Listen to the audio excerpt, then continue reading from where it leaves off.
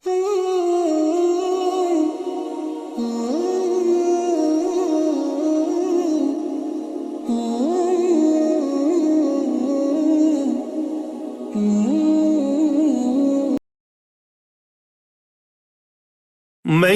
يصرف عنه يومئذ فقد رحمه وذلك الفوز المبين۔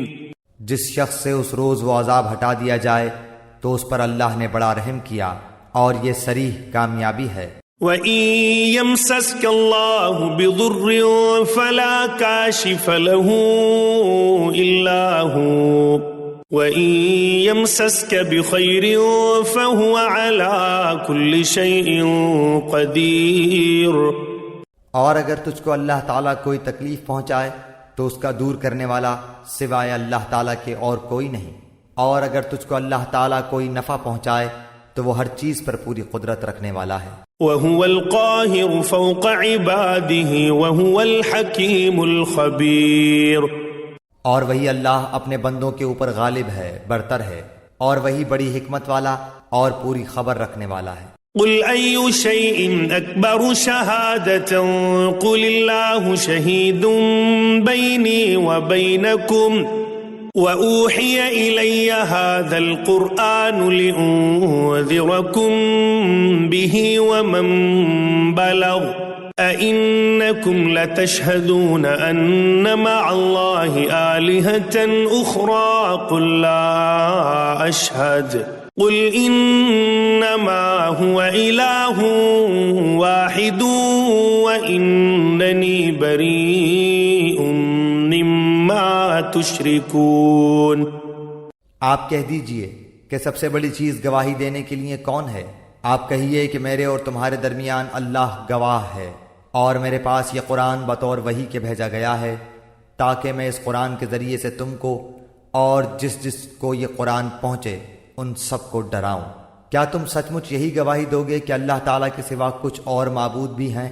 آپ کہہ دیجئے کہ میں تو گواہی نہیں دیتا، آپ فرما دیجئے کہ بس وہ تو ایک ہی معبود ہے، اور بے شک میں تمہارے شرک سے بیزار ہوں۔ الذين آتيناهم الكتاب يعرفونه كما يعرفون أبناءهم الذين خسروا أنفسهم فهم لا يؤمنون۔ جن لوگوں کو ہم نے کتاب دی ہے وہ لوگ رسول کو پہچانتے ہیں جس طرح اپنے بیٹوں کو پہچانتے ہیں۔ جن لوگوں نے اپنے آپ کو گھاٹے میں ڈالا ہے سو وہ ایمان نہیں لائیں گے۔ وَمَنْ أَظْلَمُ مِمَّنِ افْتَرَىٰ عَلَى اللَّهِ كَذِبًا أَوْ كَذَّبَ بِآيَاتِهِ إِنَّهُ لَا يُفْلِحُ الظَّالِمُونَ۔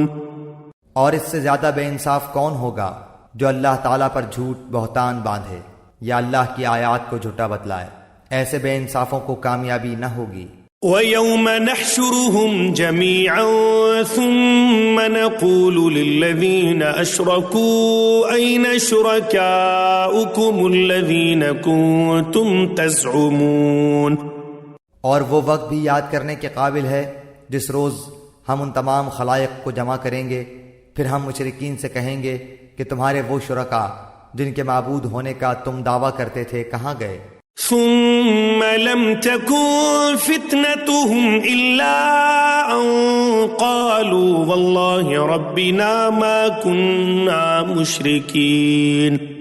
پھر ان کے شرک کا انجام اس کے سوا اور کچھ بھی نہ ہوگا کہ وہ یوں کہیں گے کہ قسم اللہ کی اپنے پروردگار کی ہم مشرک نہ تھے۔ شروع میں تو وہ بکھلاہٹ کے عمل میں جھوٹ بول جائیں گے، لیکن پھر قرآن کریم ہی نے سورہ یاسین اور سورہ حامیم السجدہ میں بیان فرمایا ہے کہ خود ان کے ہاتھ پاؤں ان کے خلاف گواہی دیں گے اور ان کا سارا جھوٹ کھل جائے گا۔ اس موقع کے لیے سورہ نساء میں پیچھے گزرا ہے کہ وہ کوئی بات چھپا نہیں سکیں گے، اور آگے اسی صورت کی آیت نمبر 130 میں آ رہا ہے کہ وہ خود اپنے خلاف گواہی دیں گے۔ انظر كيف كذبوا على أنفسهم وضل عنهم ما كانوا يفترون۔ ذرا دیکھو تو انہوں نے کس طرح جھوٹ بولا اپنی جانوں پر، اور جن چیزوں کو وہ جھوٹ موٹ تراشا کرتے تھے وہ سب غائب ہو گئے۔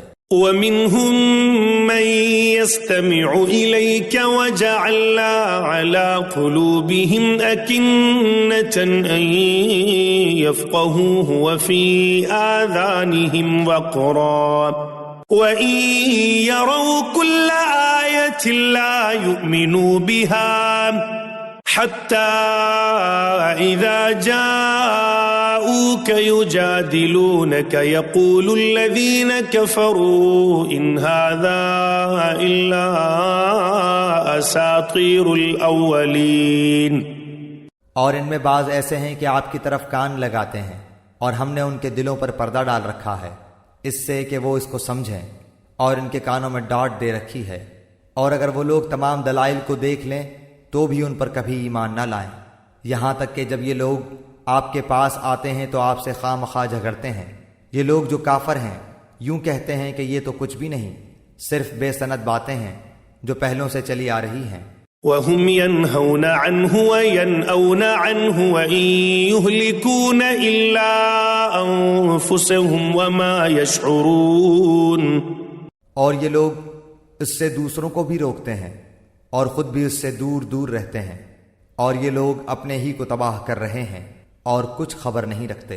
ولو ترى إذ وقفوا على النار فقالوا يا ليتنا نرد ولا نكذب بآيات ربنا ونكون من المؤمنين.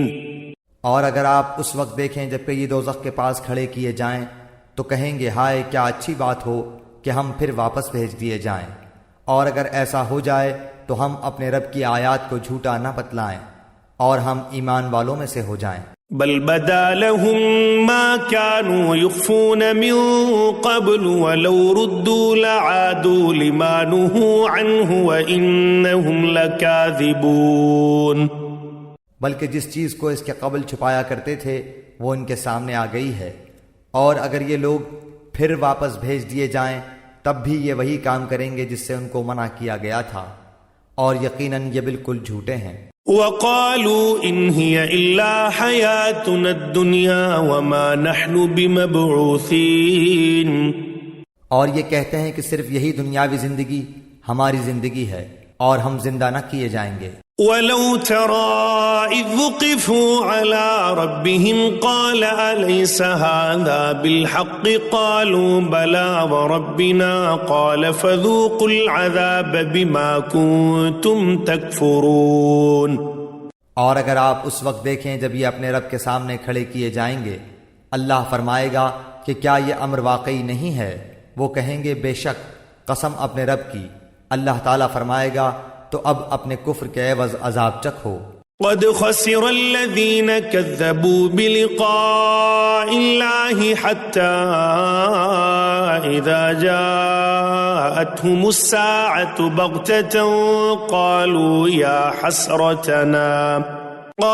يا حسرتنا على ما فرطنا فيها وهم يحملون أوزارهم على ظهورهم ألا ساء ما يزرون.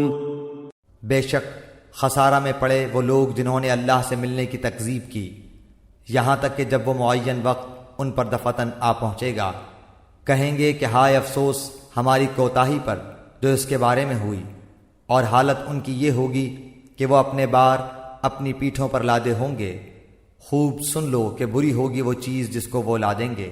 وَمَا الْحَيَاةُ الدُّنْيَا إِلَّا لَعِبٌ وَلَهْوٌ وَلَلدَّارُ الْآخِرَةُ خَيْرٌ لِلَّذِينَ يَتَّقُونَ أَفَلَا تَعْقِلُونَ. اور دنیاوی زندگانی تو کچھ بھی نہیں بجز لہو و لعب کے، اور دار آخرت متقیوں کے لیے بہتر ہے، کیا تم سوچتے سمجھتے نہیں ہو؟ یہ بات کافروں کے اس بیان کے جواب میں کہی گئی ہے جو آیت نمبر 29 میں اوپر گزرا ہے کہ جو کچھ ہے بس یہی دنیاوی زندگی ہے۔ جواب میں فرمایا گیا ہے کہ آخرت کی ابدی زندگی کے مقابلے میں چند روز کی دنیاوی زندگی جسے تم سب کچھ سمجھ رہے ہو کھیل تماشے سے زیادہ وقت نہیں رکھتی، اور جو لوگ اللہ تعالیٰ کے احکام کی پرواہ کیے بغیر دنیا میں زندگی گزارتے ہیں تو جس عیش و آرام کو اپنا مقصد زندگی بناتے ہیں، آخرت میں جا کر ان کو پتہ لگ جائے گا کہ اس کی حیثیت کھیل تماشے کی سی تھی۔ ہاں، جو لوگ دنیا کو آخرت کی کھیتی بنا کر زندگی گزارتے ہیں ان کے لیے دنیاوی زندگی بھی بڑی نعمت ہے۔ قد نعلم إنه ليحزنك الذي يقولون فإنهم لا يكذبونك ولكن الظالمين بآيات الله يجحدون۔ ہم خوب جانتے ہیں کہ آپ کو ان کے اقوال مغموم کرتے ہیں، سو یہ لوگ آپ کو جھوٹا نہیں کہتے، لیکن یہ ظالم تو اللہ کی آیتوں کا انکار کرتے ہیں۔ یعنی آپ صلی اللہ علیہ وسلم کو صرف اپنی ذات کے جھٹلانے سے اتنا زیادہ رنج نہ ہوتا، لیکن زیادہ رنج کی وجہ یہ ہے کہ یہ لوگ اللہ تعالیٰ کی آیتوں کو جھٹلاتے ہیں۔ آیت کے یہ معنی الفاظ قرآن کے بھی زیادہ مطابق ہیں اور حضرت صلی اللہ علیہ وسلم کے مزاج سے بھی زیادہ مطابقت رکھتے ہیں۔ واللہ سبحانہ وعلم۔ وَلَقَدْ كُذِّبَتْ رُسُلٌ مِّن قَبْلِكَ فَصَبَرُوا عَلَى مَا كُذِّبُوا وَأُوذُوا حَتَّى أَتَاهُمْ نَصْرُنَا وَلَا مُبَدِّلَ لِكَلِمَاتِ اللَّهِ وَلَقَدْ جَاءَكَ مِن نَّبَإِ الْمُرْسَلِينَ۔ اور بہت سے پیغمبر جو آپ سے پہلے ہوئے ہیں ان کی بھی تکذیب کی جا چکی ہے، سو انہوں نے اس پر صبر ہی کیا، ان کی تکذیب کی گئی اور ان کو ایذائیں پہنچائی گئیں، یہاں تک کہ ہماری امداد ان کو پہنچی، اور اللہ کی باتوں کا کوئی بدلنے والا نہیں، اور آپ کے پاس بعض پیغمبروں کے بعض خبریں پہنچ چکی ہیں۔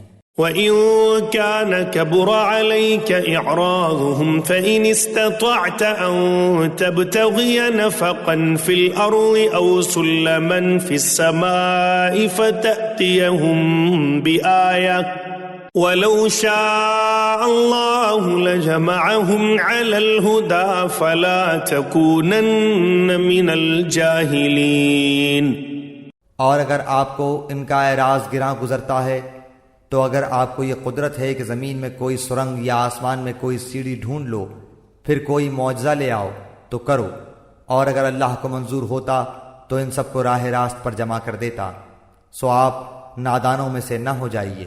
حضرت صلی اللہ علیہ وسلم کو اللہ تعالیٰ نے بہت سے معجزات عطا فرمائے تھے، جن میں سب سے بڑا معجزہ خود قرآن کریم تھا۔ چونکہ آپ کے امی ہونے کے باوجود یہ فصیح و بلیغ کلام آپ پر نازل ہوا، جس کے آگے بڑے بڑے ادیبوں اور شاعروں نے گھٹنے ٹیک دیے، اور کسی نے وہ چیلنج قبول نہ کیا جو سورہ بقرہ وغیرہ میں دیا گیا تھا۔ اسی کی طرف سورہ عنکبوت میں اشارہ فرمایا گیا کہ تنہا یہی معجزہ ایک حق کے طلبگار ہونے کے لیے کافی ہونا چاہیے تھا، لیکن کفار مکہ اپنی ضد اور عناد کی وجہ سے ہر روز نت نئے معجزات کا مطالبہ کرتے رہتے تھے۔ اس سلسلے میں جس قسم کے بیہودہ مطالبات وہ کرتے تھے ان کی ایک فہرست قرآن کریم نے سورہ بنی اسرائیل میں بھی بیان فرمائی ہے۔ اس پر کبھی کبھی حضرت صلی اللہ علیہ وسلم کو بھی یہ خیال ہوتا تھا کہ اگر ان کے فرمائشی معجزات میں سے کوئی معجزہ دکھا دیا جائے تو شاید یہ لوگ ایمان لا کر جہنم سے بچ جائیں۔ اس آیت میں حضرت صلی اللہ علیہ وسلم سے مشفقانہ خطاب کرتے ہوئے فرمایا گیا ہے کہ در حقیقت ان کے یہ مطالبات محض ہٹ دھرمی پر مبنی ہیں، اور جیسا کہ پیچھے آیت نمبر 25 میں کہا گیا ہے، یہ اگر ساری نشانیاں دیکھ لیں گے تب بھی ایمان نہیں لائیں گے، اس لیے ان کے مطالبات کو پورا کرنا نہ صرف بیکار ہے بلکہ اللہ تعالیٰ کی اس حکمت کے خلاف ہے، جس کی طرف اشارہ آگے آیت نمبر 37 میں آ رہا ہے۔ ہاں، اگر آپ خود ان کے مطالبات پورے کرنے کے لیے ان کے کہنے کے مطابق زمین کے اندر جانے کے لیے کوئی سرنگ بنا سکیں یا آسمان پر چڑھنے کے لیے کوئی سیڑھی ایجاد کر سکیں تو یہ بھی کر دیکھیں، اور ظاہر ہے کہ اللہ تعالیٰ کے حکم کے بغیر آپ ایسا نہیں کر سکتے، اس لیے یہ فکر چھوڑ دیجئے کہ ان کے منہ مانگے معجزات انہیں دکھائے جائیں گے۔ پھر اللہ تعالیٰ نے یہ بھی فرمایا ہے کہ اللہ تعالیٰ اگر چاہتا تو سارے انسانوں کو زبردستی ایک ہی دین کا پابند بنا دیتا، لیکن در حقیقت انسان کو دنیا میں بھیجنے کا بنیادی مقصد امتحان ہے، اور اس امتحان کا تقاضا یہ ہے کہ انسان زور زبردستی سے نہیں بلکہ خود اپنی سمجھ سے کام لے کر ان دلائل پر غور کرے جو پوری کائنات میں بکھرے پڑے ہیں، اور پھر اپنی مرضی سے توحید، رسالت اور آخرت پر ایمان لائے۔ انبیاء کرام لوگوں کی فرمائش پر نت نئے کرشمے دکھانے کے لیے نہیں، ان دلائل کی طرف متوجہ کرنے کے لیے بھیجے جاتے ہیں، اور آسمانی کتابیں اس امتحان کو آسان کرنے کے لیے نازل کی جاتی ہیں، مگر ان سے فائدہ وہی اٹھاتے ہیں جن کے دل میں حق کی طلب ہوتی ہے، اور جو لوگ اپنی ضد پر اڑے رہنے کی قسم کھا چکے ہوں ان کے لیے نہ کوئی بڑی سے بڑی دلیل کارآمد ہو سکتی ہے، نہ کوئی بڑے سے بڑا معجزہ۔ قلب بالحق تعلق وبغيره تعلق يغفي يسأل حالكه فأتاه الوحي فأشرك اقرأ اقرأ يا محمد السلام عليك يا رسول الله السلام عليك يا حبيبي يا نبي الله